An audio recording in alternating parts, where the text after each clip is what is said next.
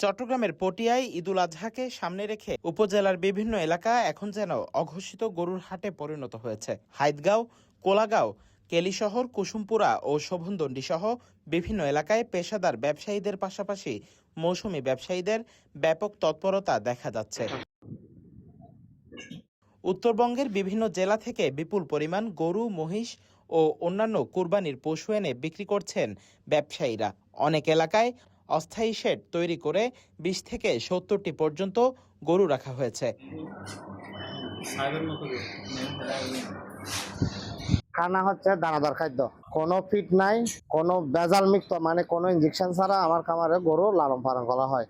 কাঁচা ঘাস আর শুকনা ঘাস এবং কোড়া ভুসির উপর গরু লালন পালন, কোনো ভাত খাওয়ায় না, কোনো ফিডে খাওয়ায় না, একদম নির্ভেজাল গ্যারান্টি যুক্ত, মানে আমাদের গরুগুলো নিতে পারবে। কোরবানি উপলক্ষে আমি প্রায় ১০০টারও কাছাকাছি গরু কালেকশন করছি, লালন পালন করছি।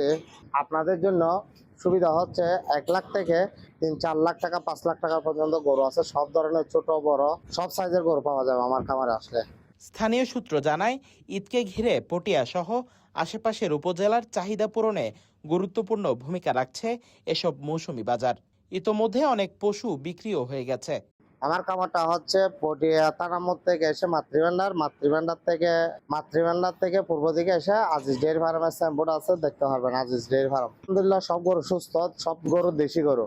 এদিকে উপজেলার বিভিন্ন খামারেও ১.৫ লাখ থেকে ১৫ লাখ টাকা মূল্যের গরু রাখা হয়েছে। পাশাপাশি নতুন করে কিছু চাকরিচ্যুত ব্যাংকারও মৌসুমি গরু ব্যবসায় যুক্ত হয়েছেন বলে জানা গেছে। সব মিলিয়ে কোরবানির ঈদকে সামনে রেখে পটিয়ার বিভিন্ন এলাকায় এখন জমজমাট পশু বেচাকেনা চলছে। পটিয়া প্রতিনিধির পাঠানো তথ্যচিত্রে news desk, CTG post, Chittagong.